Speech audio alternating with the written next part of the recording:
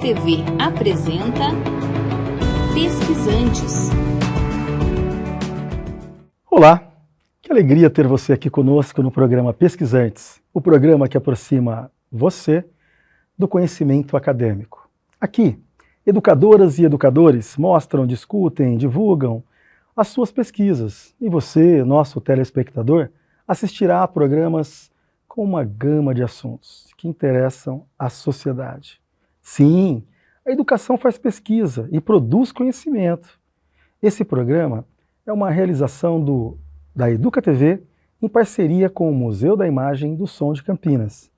As matérias veiculadas aqui comporão importante acervo de pesquisas desenvolvidas pelos educadores e educadoras, em especial da rede pública de ensino.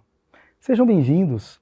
Nossa convidada de hoje é a professora doutora Maria Fernanda Luiz Paulo, que desenvolveu em sua pesquisa de mestrado o tema Educação das Relações Étnico-Raciais, contribuições de cursos de formação continuada para professoras e professores, e em sua pesquisa de doutorado o tema Entre prosas e livros, a literatura infantil negro-brasileira interroga, tensiona e expande o campo da literatura infantil brasileira. Seja bem-vinda, Maria Fernanda. Que trajetória, hein? Olá, muito obrigada. Estou muito feliz em estar aqui. E agora você falando passa um filme, né? Até a gente chegar no mestrado, no doutorado, quanta coisa acontece na vida da gente. Pois né? é. Conte para nós, Maria Fernanda, assim, quando as pessoas vejam o trabalho publicado, apresentado, elas não dão conta de uma trajetória de uma pesquisadora, né? Ela se dá em inúmeros espaços, em inúmeros lugares. Aqui nós vamos ter, para ilustrar um pouquinho, o patrono da educação brasileira, Paulo Freire, mas também tem uma série de livros aqui, na qual a nossa pesquisadora, a professora Maria Fernanda, ela tem aqui trabalhos publicados, né? Então isso é um motivo de muito orgulho. Mas conta para nós um pouquinho da sua trajetória até chegar aqui nessas publicações e outras que estão por vir, que já sabemos. Eu gosto sempre de dizer, né, que a Maria Fernanda, ela é filha do seu Antônio, da dona Beth, irmã do Júnior e do Fábio, mãe do Luquene, porque eu acho que todas essas identidades contribuem para aquilo que eu sou, né? Se eu consigo chegar num doutorado, num mestrado, é porque eu nasci na família onde eu nasci, né? A educação sempre foi algo muito valorizada pela minha família, e eu acho que pensar a minha trajetória faz com que eu reviva muitas situações de muitas alegrias junto dos meus pais, né? E dos meus irmãos, né? Eu digo sempre, o meu irmão mais velho é do movimento hip hop paulistano, e eu acho que essa coisa da pesquisa, de alguma forma, nasce um pouco da minha observação, né? Irmão mais velho é uma referência muito grande para algumas pessoas, para mim foi assim, né? E da relação com o meu avô materno, né? Que era um senhor que tinha até a 4ª série, mas que era do movimento negro e que lia muito, tinha uma atuação muito grande no movimento negro araraquarense. E a partir da minha relação com o meu irmão mais velho, com o meu avô, né, e com os meus pais, eu começo a olhar a educação e, de alguma forma, fazer pesquisa, né, enquanto uma criança negra na escola. Ali nasce a pesquisadora. Não é quando eu cresci, mas já era ali, né? Muito interessante, viu? E me conta assim, você vem com um assunto bastante interessante na sua dissertação de mestrado. Você fala sobre a formação do professor nesse universo. Eu gostaria que você trouxesse para nós um pouquinho das contribuições da sua pesquisa, do problema que você teve que chamou a sua questão básica para chegar nessa dissertação de mestrado e desenvolver essa pesquisa. Contasse um pouquinho para nós. Acho que eu me aproximo do tema pela minha trajetória no movimento negro araraquarense, né? Hoje a gente tem o que a gente chama de coletivos, mas eu fiz parte de um coletivo no final da década de 90, anos 2000, que era um coletivo intitulado Jovens Negros Conscientes, Jonesco. Eu estava no último ano ali do magistério, e ali eu começo a me debruçar em algumas questões, né? Porque nós fazíamos atividades nas escolas, e eu comecei a perceber que quando a gente levava algumas contações, né, de histórias, de títulos infantis, que eram histórias que não eram as que estavam na escola, mas que eu ouvia do meu avô, que eu ouvia da minha mãe, do meu pai, dos meus irmãos. Isso inquietava muitas vezes as pessoas que estavam ali, os profissionais que estavam ali, né, professoras e professores que ali estavam. Quando eu fui para a graduação, eu começo a me dar conta que havia uma invisibilidade, um apagamento de uma temática que era muito recorrente na minha trajetória, né? E quando eu vou para a sala de aula, eu constato que esse apagamento era real, no diálogo com os meus pares, olhando o projeto político-pedagógico, olhando o planejamento, né? E algo começa a me inquietar ainda mais, né? Porque eu acho que eu sempre fui uma criança inquieta com algumas discussões, né? Talvez pela educação que os meus pais me proporcionaram. E a partir disso, eu comecei a entender que eu precisava ir além, né? Então, quando eu chego na minha pesquisa de mestrado, né, essa inquietação vem da minha vivência enquanto criança na escola, né, enquanto uma jovem que desenvolveu ações na escola, e depois como professora. Então, eu comecei a perceber que tinham algumas coisas que não estavam legal, e eu queria entender o que não estava legal, né? E eu comecei a perceber, olha, na formação inicial, a gente não tem tido essa discussão, né? Como que será que tá rolando essa formação continuada? Será que esses professores, essas professoras têm tido, né, a oportunidade de dialogar sobre o tema, né? E aí foi a partir disso que eu chego no meu objeto de estudo, né? Que era entender, essas formações elas vão contribuir, não vão contribuir? Quem são os professores que estão fazendo esses cursos? Como esses cursos são ofertados, né? Então, todas essas inquietações me fazem chegar na pesquisa. E você fez esse recorte considerando, na ocasião, a rede pública de Araraquara? Isso, foi na rede pública estadual. Do município de Araraquara, e a gente buscou entrevistar professoras que atuavam nos anos iniciais do ensino fundamental, né? E essas professoras, negras e não negras, foram dialogando e dizendo um pouco como que elas trabalhavam a temática, né? E por que elas iam para cursos. E o que me chama muita atenção é que nessa unidade, né, foi em uma escola, né, específica, essas eram as professoras que eram referência no tema, né? Sendo 2 professoras negras e uma não negra. Então, sempre que chegava alguma coisa da rede sobre o tema, era para elas que coordenação, direção, vinha e dizia, olha, você não quer participar porque é algo que você gosta, né? E aí, efetivamente, a gente não vê, né, a unidade como um todo com um olhar para essa discussão, né, e para essa prática antirracista. Essa pesquisa ela se deu logo após a 10.639, e aí conte um pouquinho para o pessoal que está em casa entender o que foi a criação dessa lei em 2003, e a importância que ela teve, mas ainda de percalços que, infelizmente, a gente ainda não conseguiu evitar. Bom, a Lei 10.639, né, ela completa 20 anos, né, no ano de 2023, 2024, 21 anos, e a gente precisa entender o que ela diz, né? A Lei 10.639, embora a gente tenha um posicionamento político de dizer, né, o número da lei, ela alterou a Lei de Diretrizes e Bases, a LDB, né, nos artigos 26 e 79, né?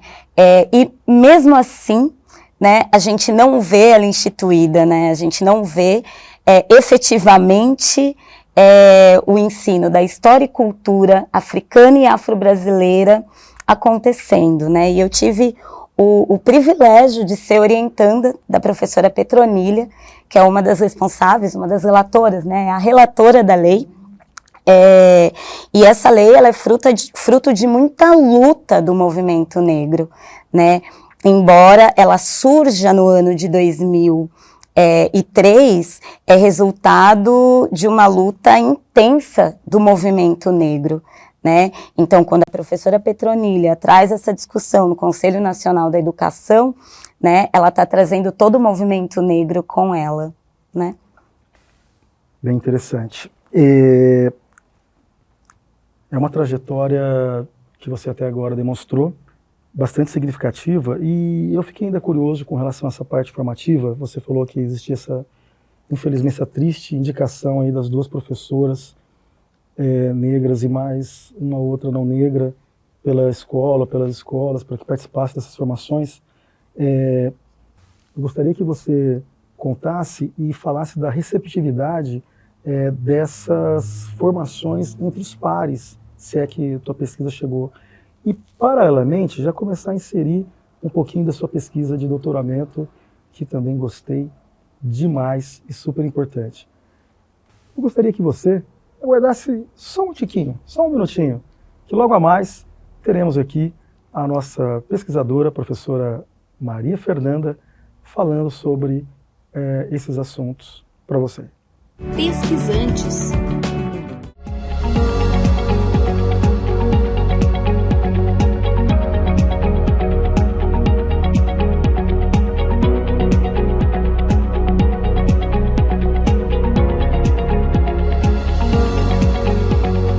Vamos conversar. Aqui suas ideias são bem-vindas. Acompanhe a programação diária da Educa TV Campinas, um mundo de conhecimento para você. Pesquisantes.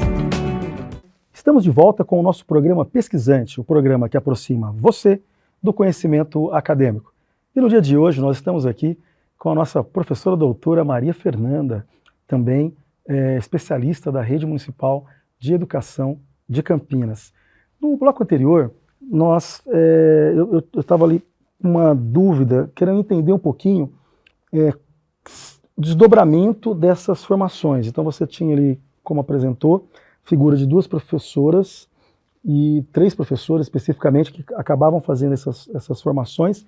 E depois, o que acontecia com essas formações recebidas? Como era a receptividade nas escolas desse trabalho? Bom, eu acho importante você fazer essa pergunta, né? Porque a formação continuada, ela tem um papel significativo e muito importante na trajetória dos profissionais que atuam na educação.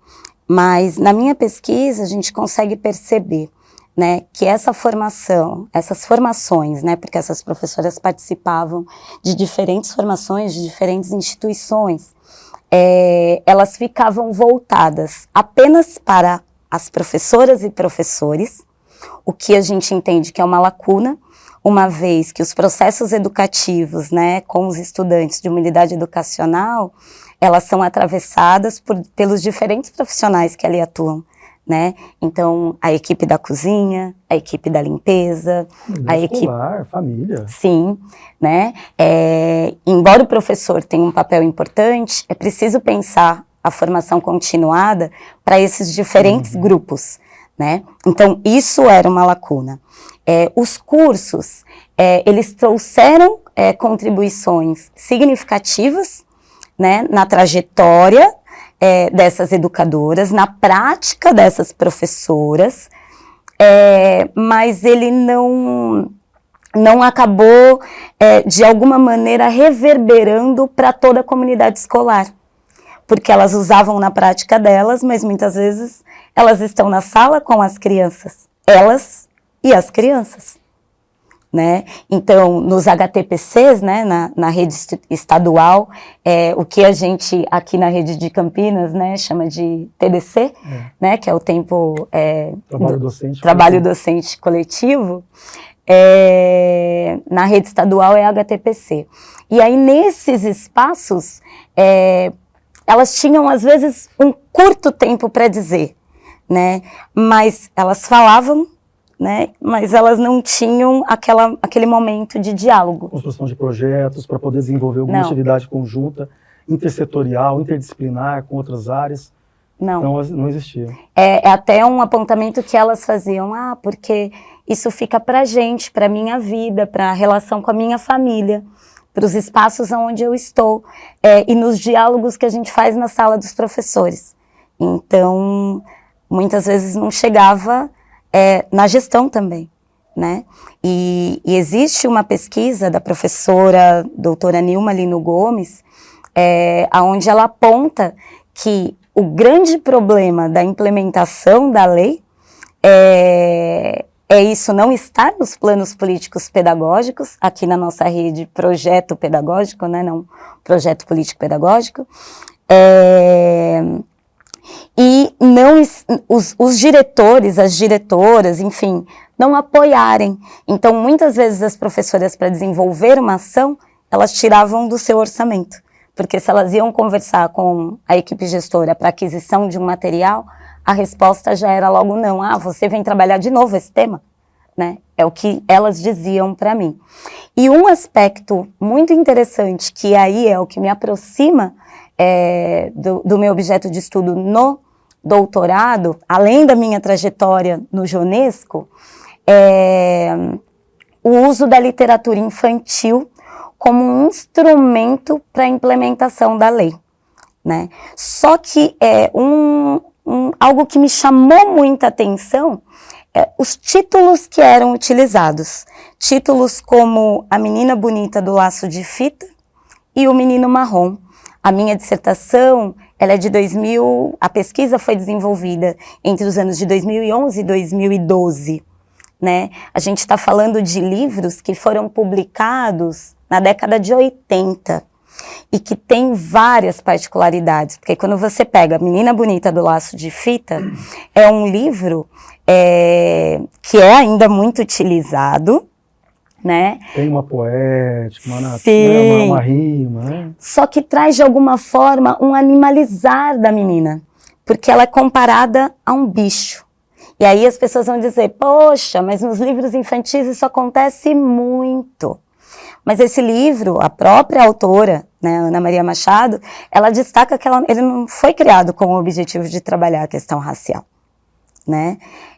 E aí a gente pega o Menino Marrom, que quando a gente olha para a ilustração, ele também tem várias questões. Eu não sei se vocês já tiveram a oportunidade de olhar o livro, mas ele traz a imagem de um menino negro durante todas as páginas, descalço, e um menino não negro, um menino branco, calçado. Se a gente for voltar e pensar o período de escravização, o que significava estar descalço e o que significava estar calçado para essa população negra, né? Então, por que a gente ainda está utilizando? Essa criança negra vai gostar de ser comparada à menina bonita ou ao menino marrom? Né? E aí eu fiz um movimento de olhar. Eu não trouxe o livro aqui, mas eu tenho o Menina Marrom, A Menina Bonita do Laço de Fita, que é um livro que a minha mãe utilizava comigo. E o livro está todo rasurado, inclusive no texto. A minha mãe fez mudanças e a menina está pintada com um lápis numa tez, num marrom mais escuro, mais próximo da minha. Minha mãe não era uma profissional da educação, mas era... a possibilidade de poder ter uma criança, uma filha negra, e ela não queria que esse livro afetasse de forma pejorativa, negativa, e como necessário. Isso é muito importante você falar, porque nós estamos falando de uma coisa super importante, que também é o letramento, que ele se dá em diversas áreas. Nós estamos falando na diversidade, nós estamos falando com a pessoa com deficiência e também letramento racial, para entender um pouquinho o ético-racial, para as pessoas entenderem um pouco mais sobre, inclusive, essas situações que estavam fora do conformismo, inadequadas, né? Ainda que pudesse ser de um outro tempo, tem essa justificativa, mas nós temos que fazer correções, e as correções elas têm que acontecer agora. É exatamente isso, né? Eu acho que quando a gente fala, né, do letramento racial, a gente ter o entendimento que discutir a questão racial não é apenas para a pessoa negra, né? Pelo contrário, né? O racismo, ele não foi criado pelas pessoas negras. Então, a gente precisa discutir sobre racismo e branquitude. A gente precisa falar desse tipo de assunto, né? E o racismo, ele precisa ser enfrentado por negros e não negros. Então, não faz sentido só uma professora negra ter um projeto voltado para a implementação da lei, né? Porque o racismo, ele vai afetar as pessoas negras e não negras, né? Assim como a branquitude. Então, a gente precisa dialogar sobre isso na escola, né? Hoje, a gente utiliza o conceito de letramento racial, que para o movimento negro lá atrás, né, a gente falava muito da consciência racial, né? E acho que, de alguma maneira, essa consciência racial e esse letramento, eles caminham juntos, né? Na minha tese, eu usei o conceito do Kuti, que é um doutor na área de linguística, né?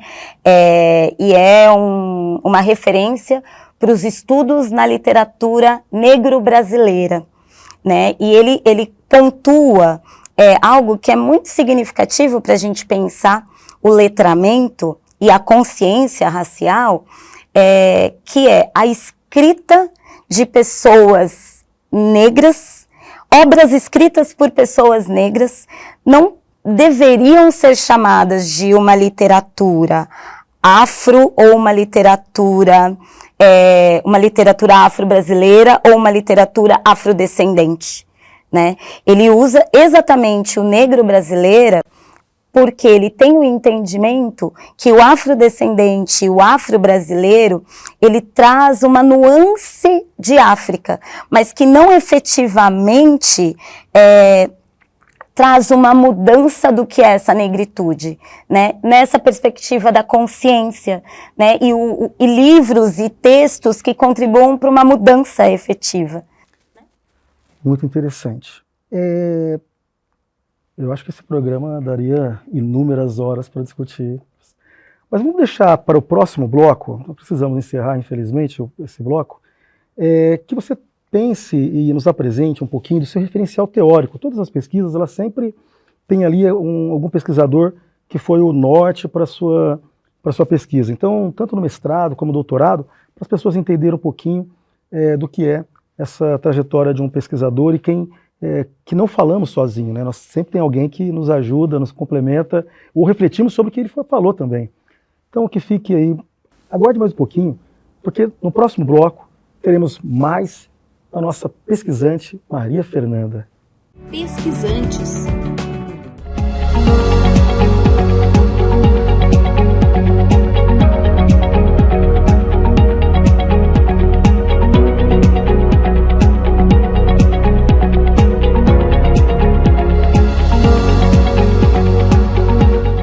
Hora da História, seu programa sobre literatura infantil.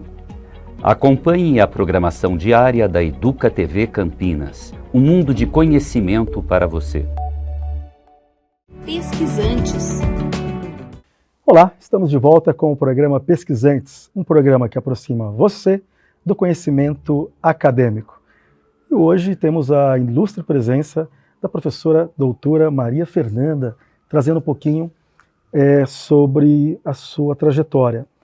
No bloco anterior, deixei aqui para que você pensasse e nos apresentasse alguns dos seus referenciais teóricos, tanto do mestrado como do doutorado, para entender se algum foi complementar ou se algum do mestrado ele acompanhou você no doutorado. Então, por favor.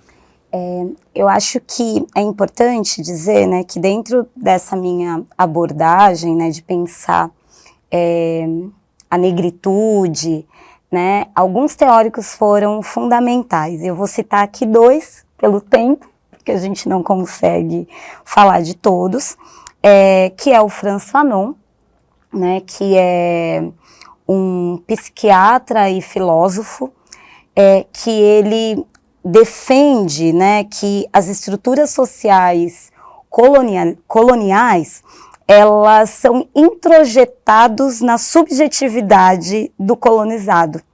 E para a gente ter algum tipo de mudança nesse introjetar, depende muito de ações. Né? E aí, nessa perspectiva, né, para mim faz muito sentido, no doutorado, eu trazer o CUT, né, dentro da perspectiva da literatura negro-brasileira, né, uma vez que ele traz uma vertente de dizer, olha, as pessoas negras pensam, as pessoas negras produzem, né? E essa produção precisa ser reconhecida, valorizada e não diminuída, né? A partir de um conceito, né? Então, o Fanon, ele acompanha a minha trajetória no mestrado e no doutorado, né? Especificamente 2 obras dele me chamam muita a atenção, né, que é Os Condenados da Terra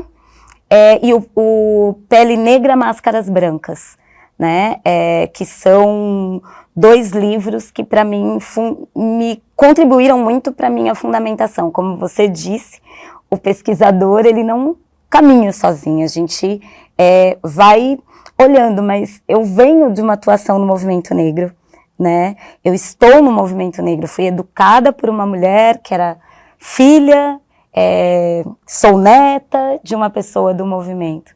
Então, o Fanon e o CUT fazia muito sentido para mim, sabe? E você fala, né, essa sua história, como sua mãe, quando você deu exemplo, elas não são referenciais teóricos, porque elas não escreveram sobre isso, mas foram referenciais, certamente, que fez todo um diferencial para a sua pesquisa, não tenho dúvida disso. Você faz, né, uma reflexão muito interessante no seu doutorado. Eu achei belíssimo o seu trabalho, não vejo a hora que ele seja publicado aí, vai ser lançado, depois você me conta no final para a gente, porque você faz essa provocação, como você já bem disse, sobre a literatura infantil negro-brasileiro, né?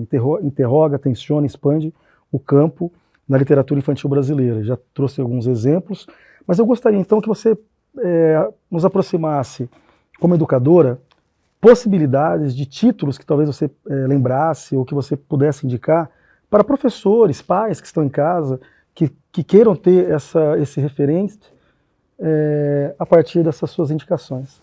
Eu vou trazer aqui alguns escritores e escritoras que são escritoras e escritores reconhecidas e reconhecidos, que é aqui o São Oliveira, que recentemente, inclusive, esteve apresentando aqui em Campinas um espetáculo que foi pautado em uma obra dela, que é o Black Power Jaquim.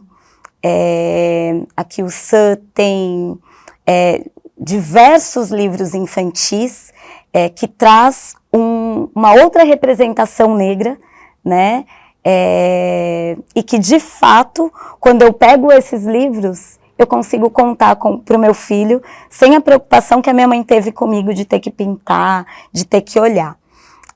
Assim como a Sônia Rosa, e aí vou trazer aqui um título dela, que é O Menino Nito, que é um livro que traz a história de um menino negro que tem uma família, aparece um médico negro na história. Não é um livro que tem um recorte racial, né? Mas as personagens que ali aparecem são todas negras, né?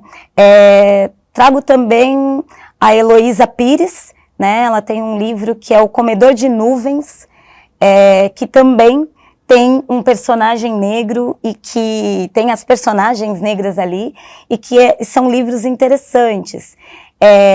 Tem o Rogério Andrade Barbosa, que é uma referência, né, nos livros que traz a mitologia africana, né, e que é um pesquisador dessa temática, né, e que é muito interessante porque é um livro que ele tem livros, inclusive, que eu li quando eu era criança, né, Os Bichos da África, por exemplo, né. E aí eu estou trazendo aqui o nome dessas escritoras e desse escritor para que vocês façam essa busca. E fazendo essa busca, a gente vai ter um leque muito maior e muito melhor do que um livro que foi feito na década de 80. Se antes a gente não tinha produção, hoje a gente tem. Então não faz sentido a gente usar aqueles livros, né? Olha só, cada momento com você aqui está sendo uma contribuição muito grande e também provocativa. Então eu chamo esse espaço aqui de bastante reflexão. Então você pai, você mãe, você educador, você gestor, a partir das sugestões da professora Maria Fernanda, da pesquisadora, tem uma infinidade de possibilidades de atuar aí, na sua escola, na sua casa, no seu espaço. Então, eu estou muito feliz com tudo que você está proporcionando para o nosso programa de dia de hoje. Agora, a gente vai chegar daqui a pouquinho num momento que eu gosto bastante desse programa, mas antes, me fala um pouquinho o que você está pesquisando atualmente, é super interessante. As pessoas aí, a gente já sabe que tua vida de pesquisadora começou lá atrás, né? E agora, o que você tem feito, quais são as próximas pesquisas em andamento aí? Acho que um pesquisador, uma pesquisadora nunca para, né? Eu acho que isso é instigante, né? E eu me vejo enquanto uma mulher negra atuando na gestão e atuando na educação, enquanto alguém que tem um papel importante, né? E neste momento eu tenho refletido muito sobre o uso da literatura infantil como um instrumento importante na construção da identidade de crianças pequenas. Mas acho que isso tem muita relação com a minha vivência, né? Eu tenho um filho de 4 anos e a partir, né, do nascimento do Luquene, né, eu brinco que a minha biblioteca deixa de ser um pouco minha, né? E a gente começa a se debruçar numa outra perspectiva, porque eu entro no papel de mãe. E começo a entender o que era que minha mãe me dizia quando ela trazia alguns livros, né? Que bem. Nossa, que contribuição que você vai poder oportunizar, né, teu filho e também os teus alunos, o universo que você faz parte. Mas agora vamos para uma parte que eu gosto muito desse programa. É um momento que chamamos de raio-x, mas é um quase de frente com o Alexandre, ou provocações do Abujanra, nosso saudoso, mas conhecer um pouquinho sobre você. Qual a sua primeira lembrança da escola? É o que me faz hoje ser educadora. E não foi uma lembrança boa, não é uma lembrança boa, porque eu sempre digo que na minha casa eu era uma princesa negra. E quando eu chego na escola eu não sou. Então a minha primeira lembrança é quando eu estava na primeira série, e eu nunca gostei muito de matemática, então eu tinha uma certa dificuldade. E eu lembro da professora, toda vez que eu ia até a mesa dela, me mandar sentar. E quando os meus colegas iam logo na sequência, ela puxava essa criança, ela respondia, e aquilo para mim me doía, né? Só depois que eu fui entender qual era a prática daquela professora, né? Então, em conversas, né, com os meus pais, a minha mãe dizia para mim que, muito pequena, eu dizia, eu quero ser professora porque eu não quero fazer igual essa professora faz comigo, né? Às vezes a gente não acha que, não valoriza o que uma criança fala, né? Eu falei isso, eu tinha 7 anos, né? E eu segui uma trajetória na educação. Queria hoje ter a oportunidade de conversar com essa professora e dizer, né, que se eu não tivesse nascido na família onde eu nasci, talvez aquilo teria me trazido complicações muito grandes. Mas eu sou muito grata de ser filha da dona Beth e do seu Antônio, irmã do Júnior e do Fábio, porque isso me oportunizou, porque os meus pais sempre diziam, você pode ser o que você quiser, você pode chegar onde você quiser, e aqui estou eu, né? Por enquanto, não sabemos até onde você irá. Quem foram teus mestres, professores que marcaram sua trajetória sem ser essa infeliz? Olha, eu acho que dá para perceber como eu falo da minha família, né? Então, acho que os meus mestres foram os meus avós, né? Seu Francisco e Dona Lourdes, Dona Laudemira e seu Sebastião. Os meus pais, né? Seu Antônio e Dona Beth. E os meus irmãos, Júnior e Fábio. O que está pesquisando atualmente? Neste momento, literatura infantil e construção da identidade de crianças. O momento mais marcante da sua atuação profissional?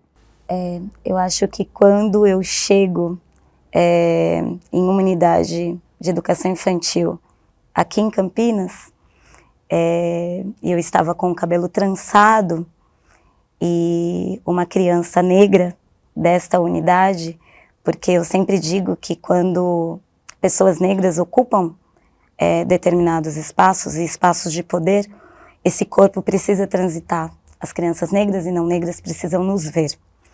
E essa menininha chegou com o cabelo trançado, igual o meu, e olhou para mim e falou assim, diretora, o meu cabelo é igual ao seu, a gente é linda. E isso marcou muito para mim, né? Porque é aquilo de você olhar e falar, tá valendo a pena. Precisamos ver médicas, juízes, precisamos ver CEO, precisamos ver executivos, executivas, com a diversidade que nossa sociedade possui, mas que isso vai garantir feedback, experiência como essa que você acabou de falar. O que te levou a escolher a carreira docente? Querendo mudança. Quando não está na escola, trabalho na educação, o que gosta de fazer? Eu gosto de cantar, gosto de escrever e gosto de ler. Um livro marcante? Quarto de Despejo, da Carolina Maria de Jesus. Uma frase. Pode ser sua. Eu vou usar uma frase do Fanon, que eu acho que faz muito sentido para aquilo que eu acredito, que é o importante não é conhecer o mundo, mas como mudar. Um sonho. Um sonho, eu acho que é o sonho de muitos homens e mulheres negras, né? E aí eu falo como mãe, né? Eu acho que é o mesmo sonho que os meus pais tinham, né? De ver o meu filho numa sociedade que não o trate da mesma forma como muitas vezes eu fui tratada. De ver o meu filho não sendo olhado de uma maneira que ele se sinta triste como eu me senti lá atrás. Educação é? É a possibilidade para mudança. Maria Fernanda por Maria Fernanda? Nossa, eu acho que é uma menina que sempre valorizou a família e que sempre acreditou que a partir da educação ela poderia fazer algumas coisas. Muito bem. Que prazer, que satisfação. Pena que o programa está chegando ao fim. Mas eu gostaria que você deixasse, antes de eu terminar, suas considerações, deixasse um recado ao público, à sua comunidade, à sua escola, à sua família. Por favor, fique à vontade. Bom, quero aqui, né, deixar o agradecimento às equipes educacionais que eu tive o prazer de atuar, né, equipes que sempre tiveram o comprometimento com a luta antirracista. Eu não posso deixar aqui de dizer todas as unidades, né, pelas quais eu passei, que é o SEI Termotis Araújo Machado, o CAIC, SEI Guilherme de Almeida e SEI Tancredo Neves, e sem Nair Valente da Cunha, né? Unidades com profissionais que buscam, né, trabalhar essa diversidade e que valorizam a luta antirracista, né? Que nós tenhamos mais escolas assim. E aqui quero deixar um recado também, né, a gestoras e gestores da nossa rede, né, que nós possamos valorizar a luta antirracista, adquirir materiais que favoreçam esse trabalho nas nossas unidades educacionais, uma vez que nós temos aqui na nossa rede um programa como o MIPID, né? Um coletivo como o CONEPA, né? A gente precisa trabalhar essas questões. É isso. Chegamos ao final de mais um Pesquisantes, um programa que aproxima você do conhecimento acadêmico. O programa da educadora e do educador pesquisador. Agradecemos a presença da pesquisante Maria Fernanda Luiz Paulo. Agradecemos também sua audiência e aguardamos você na próxima semana. Você, educadora pesquisante, educador pesquisante da rede pública de ensino, poderá nos indicar a sua pesquisa para um dos nossos programas. Poderá também enviar comentários. Faça isso por meio do nosso e-mail educatv@educa.campinas.sp.gov.br. Você poderá rever esse e outros programas no nosso canal de streaming, o EducaFlix Campinas, e nas nossas redes sociais. Abraços fraternos e até breve.